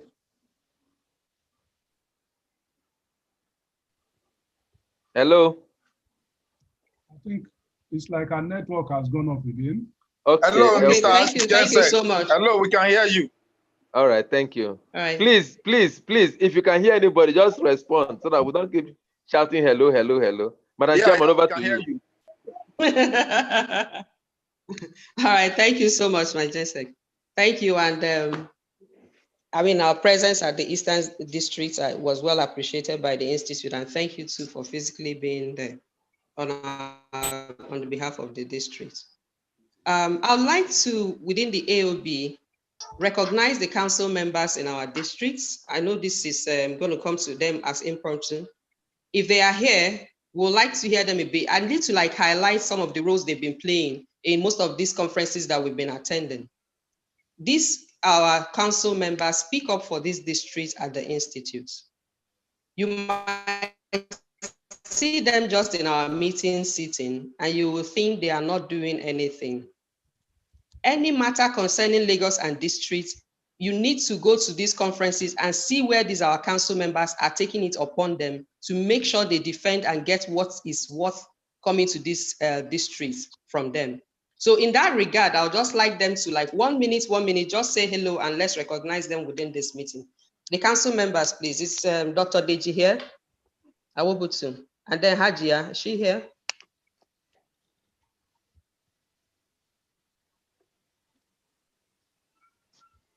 The council members in the meeting, are they here? Let me check the names.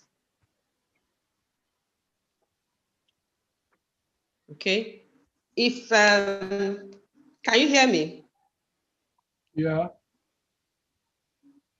Okay. So if they are not here, but at least we've been party to what they have been doing at the conferences that we've been attending. We've been party to how they've been helping to resolve things for us, and we need to appreciate them.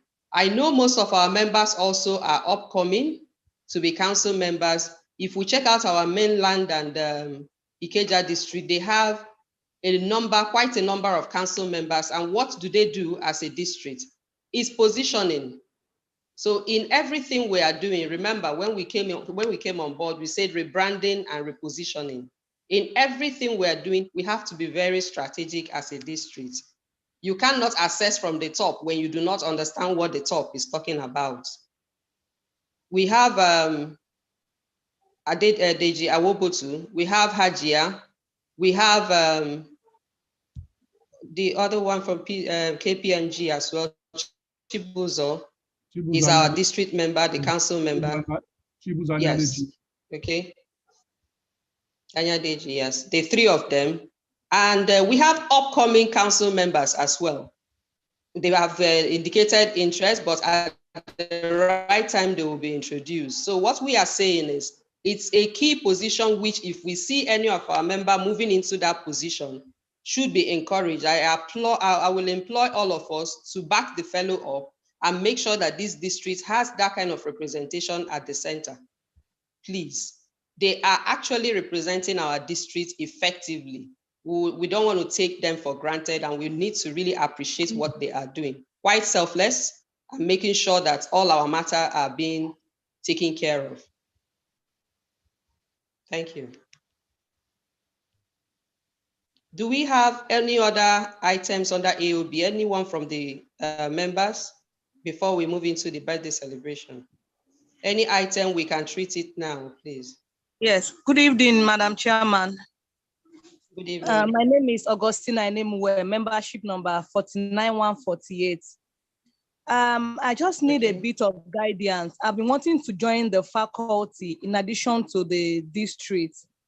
Well, I kept calling the phone numbers on the website and it's not available. So I don't know if anybody is in the house that I can link up with to join the faculty. Please help me follow him, man. Thank you. Faculty at the institute level or district level? At the institute level. Okay. So I don't know if it's at the so, district level. I don't know if they have at the district level or at the institute.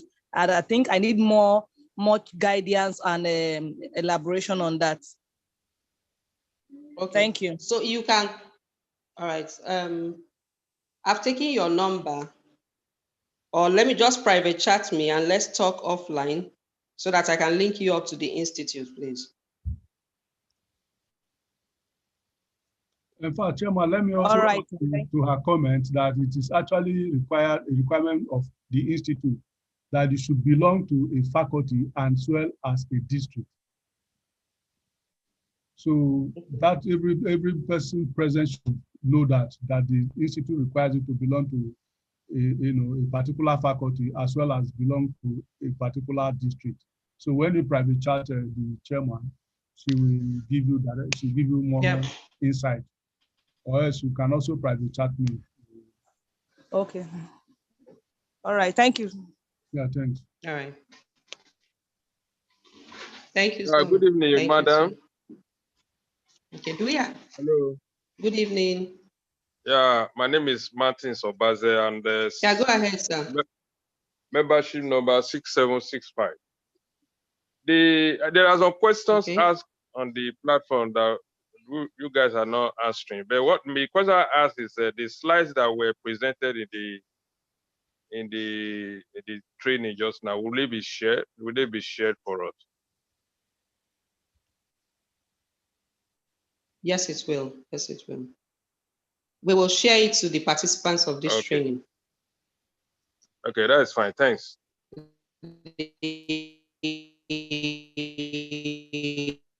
Meeting.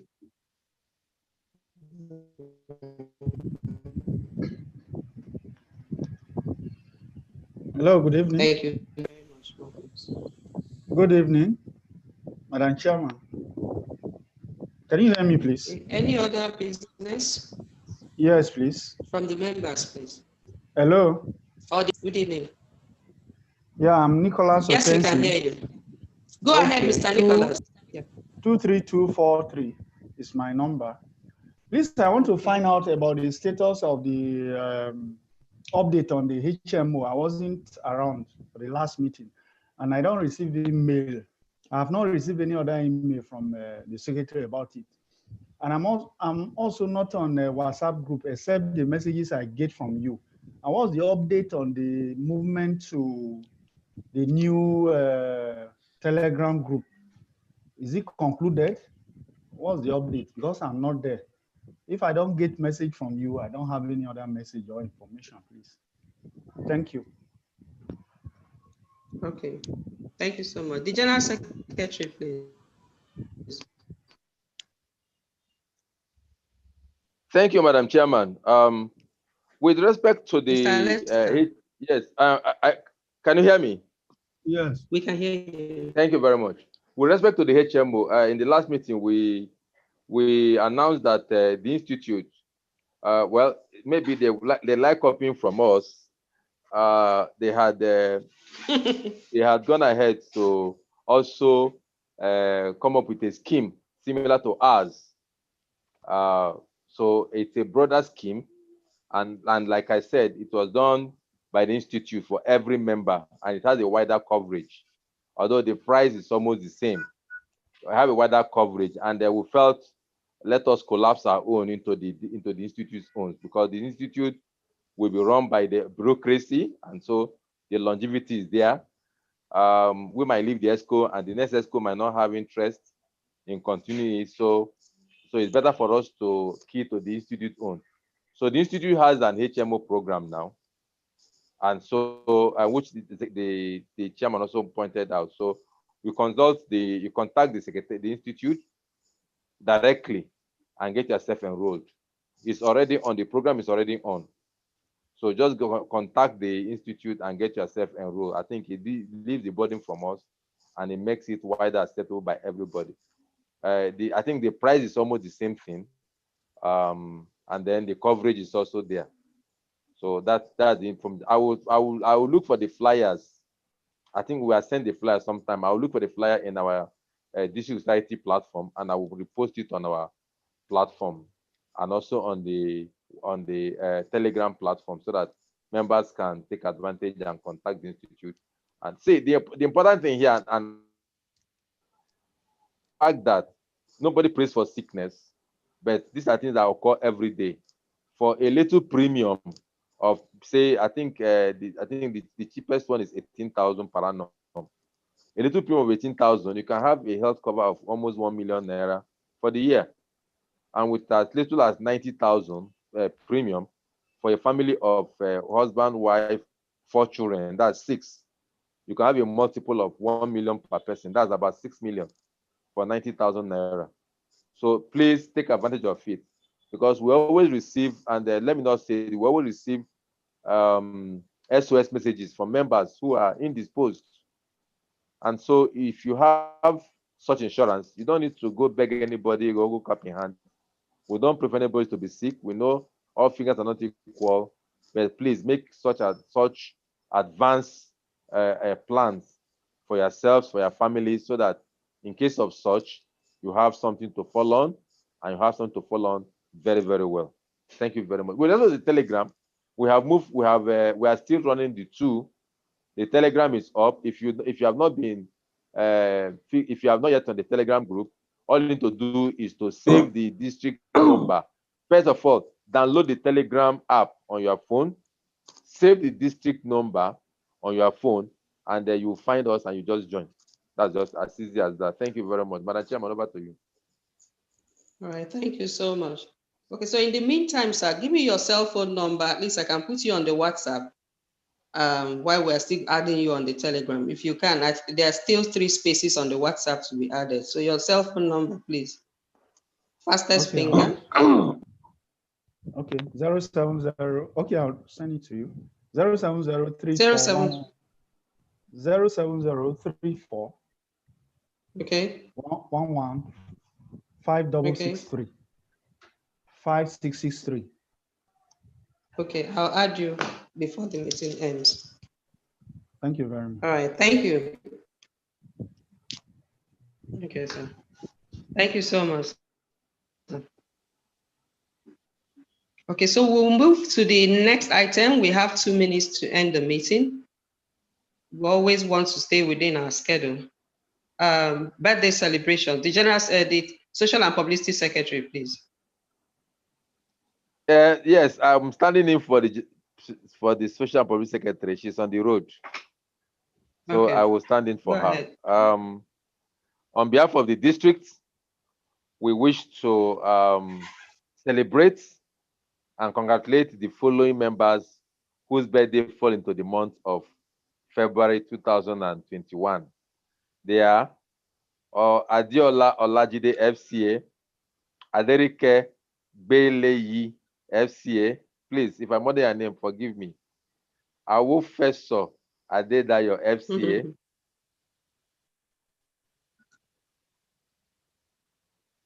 Caleb Akonde FCA. Chinedu Anogwo ACA. Benga Oluyemi FCA. Ademola Okusonya ACA. Zenab Abdulkarim FCA. Najemdim Giwa ACA. Eke Chukwemeka FCA. Ifeanyi Ugbomode ACA. Precious Nwoha FCA. Kennedy Emmanuel FCA. The time is 20 o'clock. Ogochukwu Daniel ACA. Toluwaloju Durobello ACA.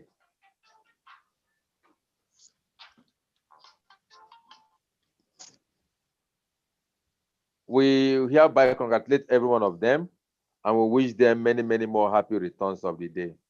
Long life and prosperity. Hip, hip, hip. Hooray. Hip, hip, hip. Hooray! Hooray! Hooray! Hip and hip. Hooray. Please kindly send to his district an invitation of any of your landmark events.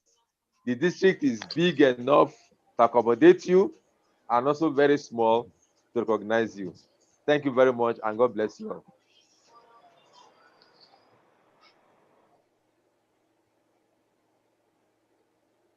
Thank you so much. Thank you. Okay, so I think we have been able to wrap up all the items we have on the ending so that we can bring the meeting to it. So pay your subscription fee into the account. It's been flashed on the screen. We have a First Bank account. We have the Zenith Bank account. Okay, the next slide.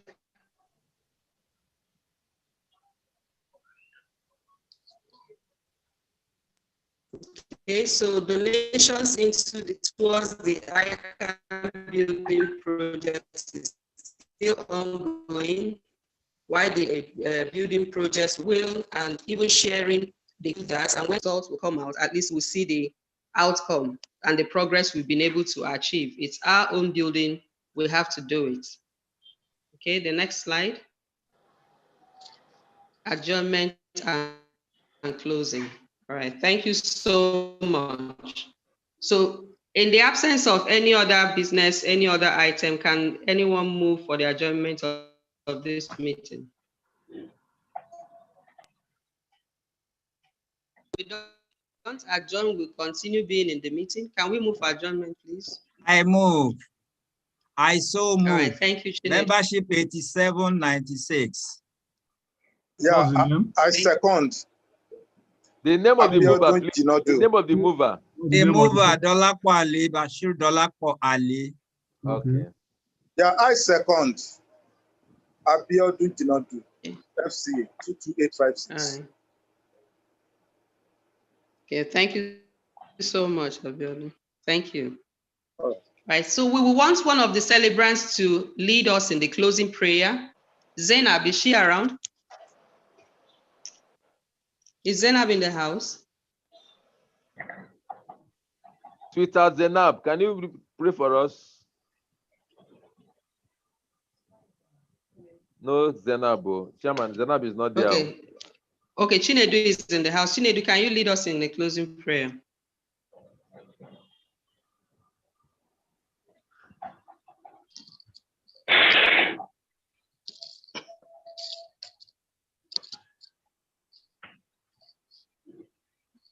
The birthday celebrants, anyone? Kindly help us with the closing prayer. Any of the birthday celebrants?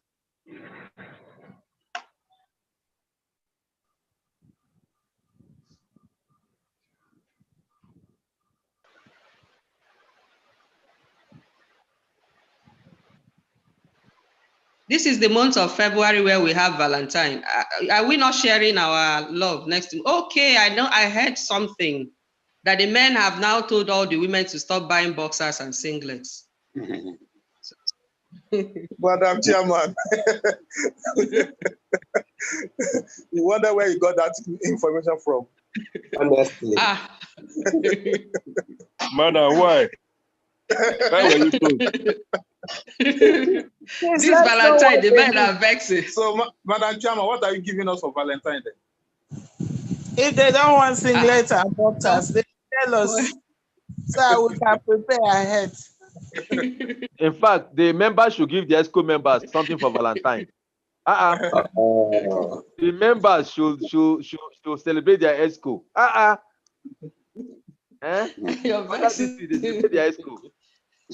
So Valentine should come from bottom top. Not from the top. Not from bottom top. Okay. So the celebrants, closing prayer so that we can formally close out and now start celebrating our Valentine. Let Francis Atono pray for us. All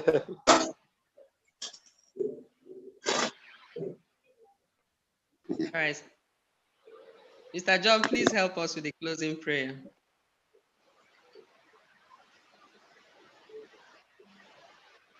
Which John? John Nesasele?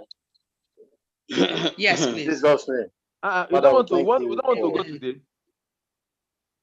For a meeting like this, we thank you for how far you have led us. Thank you, Jesus. You continue to lead us in the right path and Amen. cause us to be successful in all that we do. Amen. In your name and your name alone we pray. In Jesus' Amen. name we pray. Amen. Amen. Amen. Okay, taking us back to our Valentine. Let me now. The men are vexing. Just go and check. They said no boxers, no singlet. That the women that they are spending a lot of money on us, and yet we are buying only boxers and singlets. So I don't know. They don't even buy. They buy stockings, 100 naira at the traffic. Madam Chairman, it's okay. We had. Oh, you ladies, you need to do so what are you better giving than instead? that, though. Thank you very much, everybody. You have a right. lovely evening. Thank you. All right, thank you. Dr. Martin, Bye. good day to you. Nice evening. Have a lovely evening, Bye-bye. everybody. Enjoy your evening. Yes. Dr. All right, Martin, thank you. Good evening. this is Dolapo. How are you? Longest time. My brother. Madam Chairman, good evening. Bye, everybody. All right, thank you. Thank you so much. Talk to you some other time. Alexa. I'm still loyal. Right, plantain. How you doing? Let me go and fry my plantain and eat. Oh, everybody, good night. Okay, All right, good night. Alexa, Good night. go and eat your Yes, plantain. Good night, everybody. All right, thank you. Thank you.